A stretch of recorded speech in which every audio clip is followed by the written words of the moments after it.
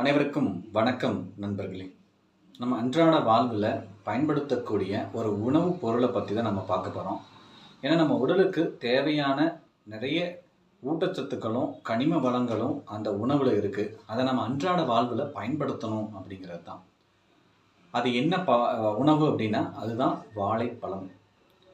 ஏன்னா நம்ம உடம்புல ஏற்படக்கூடிய அனைத்து விதமான விஷயங்களுக்கும் பிரச்சனைகளுக்கும் இந்த வாழைப்பழம் நல்ல அற்புதமான ஒரு தீர்வை கொடுக்குது அப்படிங்கிறது தான்.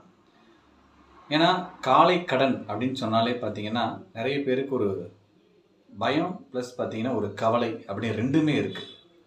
ஏன்னா காலை கடன் அப்படிங்கிறது பார்த்தீங்கன்னா அவங்களுக்கு சரியாக போகிறதில்ல. அதனால் பார்த்தீங்கன்னா மனம் சார்ந்த விஷயங்களை ரொம்ப பாதிக்கப்படுறாங்க. ஒரு இடத்துக்கு போகிறதோ வர்றதோ இந்த மாதிரி பிரச்சனை இருக்கும்போது நான் எப்படி அங்கே போயிட்டு வர்றது அப்படிங்கிற ஒரு மனச்சிக்கல். அப்போ மனச்சிக்கலை கொண்டு வருது. ஏன்னா அந்த அளவுக்கு அது இப்போ ஒரு பிரச்சனையான ஒரு விஷயமா இப்போ போய்கிட்டு இருக்கு. ஏன்னா நான் பார்க்குற பேஷண்ட்டும் பார்த்தீங்கன்னா நிறைய மலச்சிக்கல் சம்மந்தமான விஷயங்களில் தான் வராங்க. சரியாக மலம் போகிறதில்ல, ஒரு இறுக்கமாக போகுது, ஒரு நார்மல் ஃபீல் இல்லை. அந்த ஒரு நாள் பொழுதே பார்த்தீங்கன்னா எனக்கு ஒரு ஒரு விதமான ஒரு கவலையாக இருக்குது அப்படின்னு சொல்கிறாங்க. ஏன்னா மலம் சரியாக போகலைனாலே பார்த்தீங்கன்னா நோய் சம்மந்தமான விஷயங்கள் நிறைய வரும் அப்படிங்கிறது தான் காரணமே. சரிங்களா? அப்போது அது நல்லா போகணுன்னா நம்ம தினமும் ஒரு வாழைப்பழத்தை எடுத்துக்கணும்.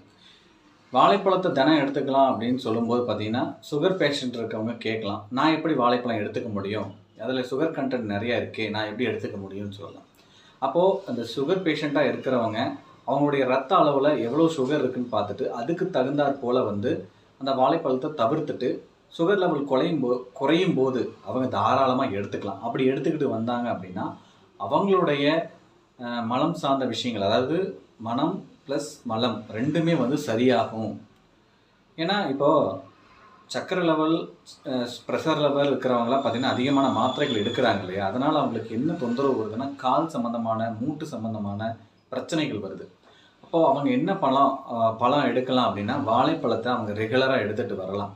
அதான் சுகர் லெவல் அதிகமாக இருக்கிறவங்க அந்த குளுக்கோஸ் லெவல் குறையிற வரைக்கும், அதாவது ரத்தத்தின் அளவில் இருக்கக்கூடிய சுகர் லெவல் குறையிற வரைக்கும் எடுக்க வேணாம்.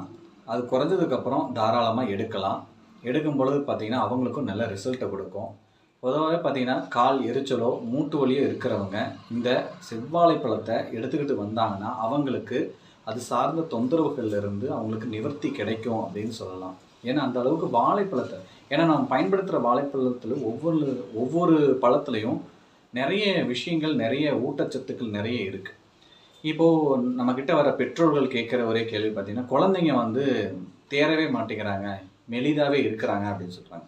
அவங்கெல்லாம் பார்த்திங்கன்னா மொரிஸ் பழத்தை நேந்திரம் பழத்தை அவங்க எடுத்துக்கிட்டு வரலாம். நேந்திரம் பழத்தை மசிச்சு, அதாவது குழந்தை பிறந்து திட உணவுகள் சாப்பிட ஆரம்பிக்கும் இல்லையா? அந்த காலகட்டங்களில் நேந்திரம் பழத்தை அவங்க கொடுத்துக்கிட்டு வந்தாங்க அப்படின்னா அவங்களுக்கு நல்ல ரிசல்ட்டு, அதாவது குழந்தை நல்லா தேறி வரும். ஏன்னா நேந்திரம் உடலை தேர்த்தக்கூடிய அற்புதமான ஒரு பழ வகையில் நேந்திரம் பழம் ரொம்ப முக்கியமான பழம் அப்படின்னு சொல்லலாம். இதை குழந்தைங்க மட்டும்தான் எடுத்துக்கணுமா அப்படின்னா இல்லை, பெரியவங்களும் எடுத்துக்கலாம்.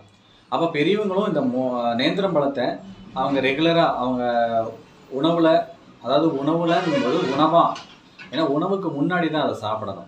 நிறைய பேர் என்ன பண்ணுறாங்கன்னா நைட்டு சாப்பிட்டுட்டு தூங்குறாங்க. பட் அப்படி தூங்கக்கூடாது.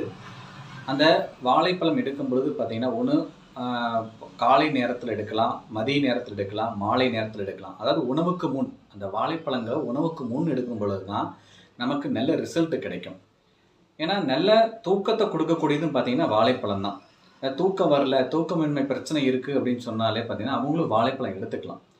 அவங்க எப்போ எடுத்துக்கணும்னா மாலை நேரத்தில். சரிங்களா?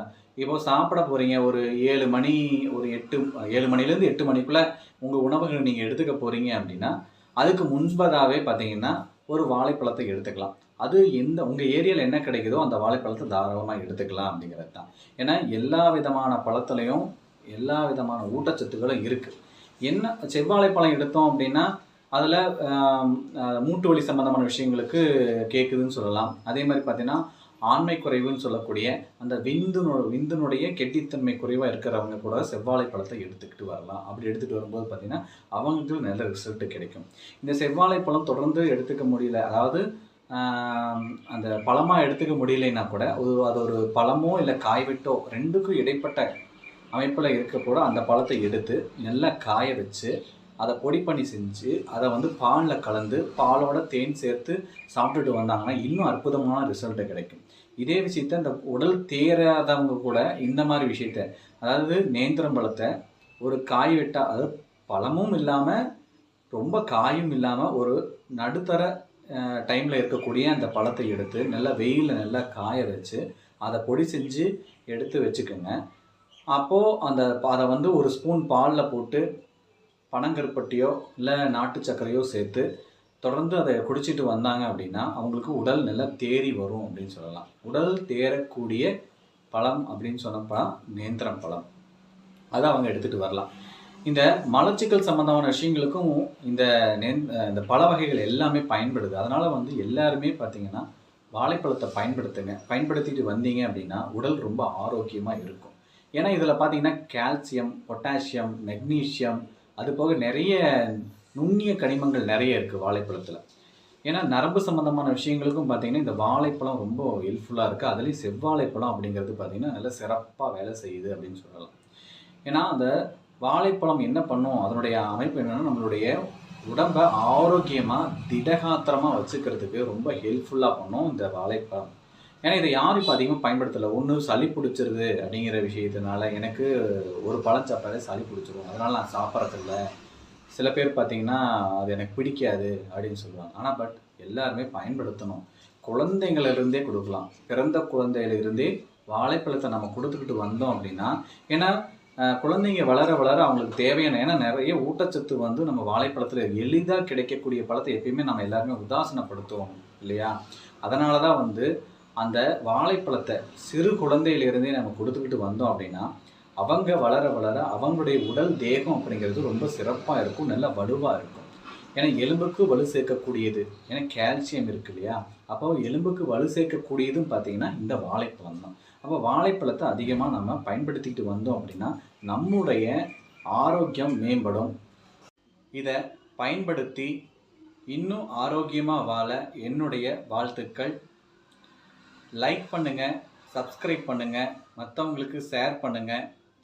மீண்டும் இன்னொரு வீடியோவில் சந்திப்போம். நன்றி, வணக்கம்.